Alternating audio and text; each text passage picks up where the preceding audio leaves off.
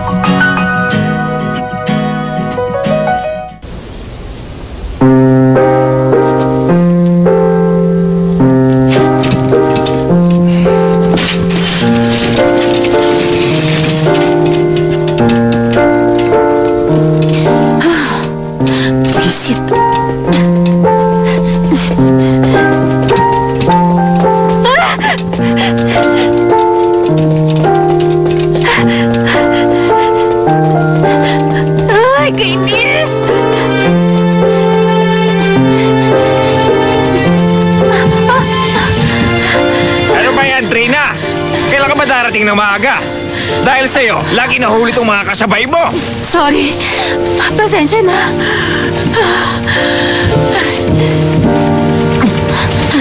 O bakit? Ikaw nagsabing bababa ka na eh. Umamin ka. Ayaw mo talaga akong pasakayin. Buti alam mo na. Talaga bang galit ka sa akin? Matagal na. Bakit? Magsabi ka nga ng dahilan. Ano yan? Ang turing mo sa akin, mortal na kaaway? Ang ganda-ganda ni Mama. Parang ang laki ng piniyot niya. Ay, ang ganda niya, di ba? Itinuturing kitang mortal na kaaway.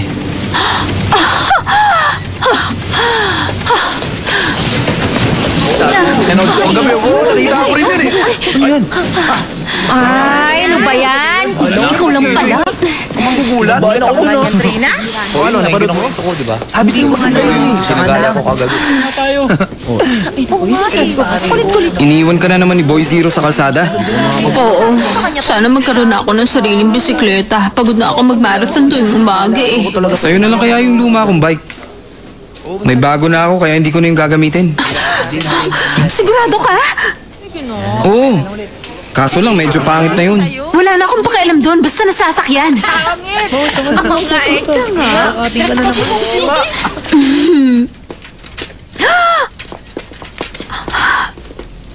O ano? Kaya mo bang gamitin? Kaya lang, medyo pangit na eh. Ayos lang. Edi aayusin ko. Salamat ha. Kung gusto mo, subukan mo. Uy!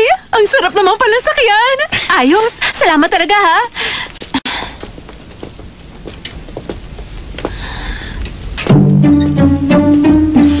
Darren Choi, lugod ka sa akin ngayon.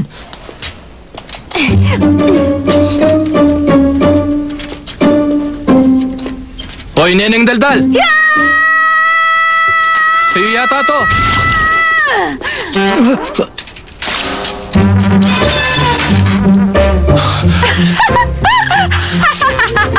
Buti nga sa'yo, Darren Choi!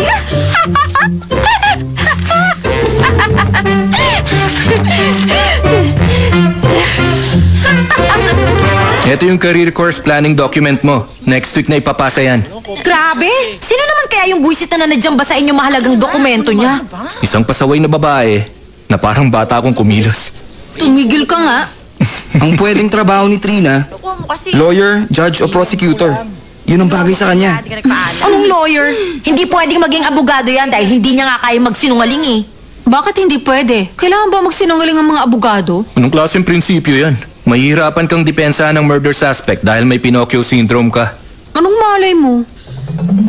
Hindi mo mamatay tao ang kliyente ko. Yun lang ang paratang nila pero wala silang hawak na matibay na ebidensya. Ayon sa batas ng lipunang ito, hindi pwedeng paratangan ng akusado hanggat wala pang napapatunayan. Kaya lang, Inamin sa akin ng lalaking to na pinatay nga niya ang biktima at hindi niya pinagsisisihan ng ginawa niyang krimen. Yun ang katotohanan. Ang hatol ko bilang abogado, ang taong yan ay guilty beyond reasonable doubt.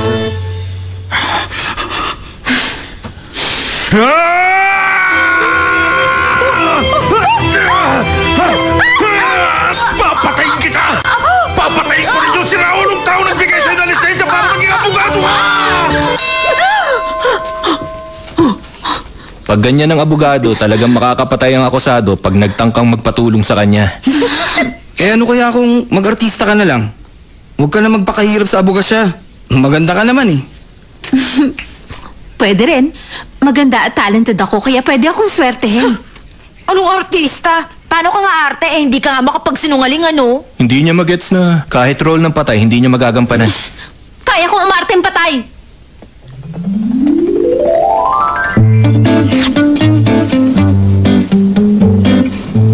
Okay yan, tuloy lang ang lakad.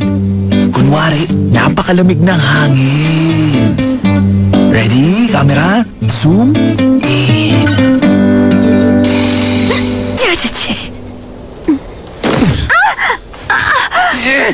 Bad trip! Code please. Nakalimampung take ka na! Ha? Nahihirapan ka ba pigilan ang pagsinok? Kilala niyo naman ako. May Pinocchio syndrome ako kaya hindi ko mapigil ang pagsinok. Hindi ko maiarte na kunwari patay na ako. Dahil buhay na buhay pa naman ako. Meron bang extra, ha? May pamalit rito! Nakaka-50 takes na tayo, iha! Bumabali na yung kamay ng leading man mo! oh. Relax ka lang, Derek. Maayos pa naman to sa ending nyo. Buti pa, i-delete mo na lang yung sinok ko. Ay! O sige! Ako na magdodouble sa kanya! Ha? Kaya ko to! Nasaan ang camera? Nakakaloka ka! Kung may awa ka sa kapwa mo, huwag ka na mag-artista. Mas imposible ka pang maging artista kaysa yung mabankrupt si Bill Gates. Si Darren ang galing mangasar. Alam mo, nakakasakit na yung panunukso mo eh. Huwag ka mag-alala. Nabasa ko sa dyaryo na 20,000 ang bilang ng trabaho sa bansang to. Sa dami nun, makakahanap ka. Ewan lang natin. Less than 6% lang ang chance na magkatrabaho ang may Pinocchio Huwag ka syndrome. makinig dyan, wala yung patutunguhan. Kaya niya nasasabi yun. Walang direksyon ang buhay ko. Buti pa yung buhawi may patutunguhan. Alam agad nila kung saan tatama. Nandito na ako, class! Umayos na kayo ng upo! Ang sabi ko mag-review para sa next lesson eh. Wala akong sinabi makipagkwentuhan. Present ba lahat? Yes, sir! Nga pala, alam niyo ba yung TV program na The Quiz Challenge Show? Opo! Ang gagaling sumagot. Naghahanap ako ngayon ng estudyanteng pwede nating gawing representative. Talaga? Ako na lang. Babayaran ka ng 50,000 won kahit hindi ka manalo, di ba? Bali wala yung 50,000 won. 30 million won kaya kapag ikaw ang nanalo. 30 million? Sa halagang yun, makakabili ka na ng bangka. Bukas, bibigyan ko kayo ng common sense test. Yung may highest score ang isasali ko sa contest. May reklamo ba? Palabunutan na lang tayo! Anong palabunutan? Sino nagsabi nun? Taas ang kamay. Pag nag-asawa ka ba, palabunutan din, ha? Kulit mo, ha? Yung isasali ko sa quiz challenge, mapapanood natin sa TV. Kung wala na reklamo, i-dismiss ko na ang klase. Bye, class! Bye, sir! Bye, sir! Hindi na natin kailangan mag-test. Kasi obvious naman si Sandro na ang makakasali. Hindi naman. Malay mo, iba pala. Ang matalino, iba sa common sense.